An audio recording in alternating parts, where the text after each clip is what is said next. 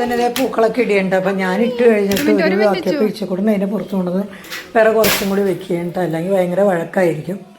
Hi, good morning. അപ്പോൾ ഇന്നത്തെ ഒരു വീഡിയോയിലേക്ക് എല്ലാവർക്കും സ്വാഗതം. ഇട്ടച്ച് വന്നിട്ട് എന്താ ഗ്രീൻ പീസൊക്കെ അടപ്പത്ത് വെക്കാൻ പോവുകയാണ്. അപ്പോൾ ഗ്രീൻ പീസ് അടപ്പത്ത് വെക്കണം, പിന്നെ ഇടിയപ്പത്തിന് പൊടി കൊടുക്കണം. അപ്പോൾ ഇന്ന് ഇടിയപ്പം ഗ്രീൻ പീസ് കറിയാണ്. പിന്നെ കറി എന്ന് പറഞ്ഞാൽ ഈ തക്കാളി വഴറ്റിയതും മുട്ട തോരനും ഉണ്ട്. അപ്പോൾ ഇന്ന് 2 പേർക്ക് ഇന്ന് ഓണ സെലിബ്രേഷൻ ആയതുകൊണ്ട് അവർക്ക് ചോറ് വേണ്ട. അപ്പോൾ അതുകൊണ്ട് 2 പേർക്ക് ചോറ് മതി.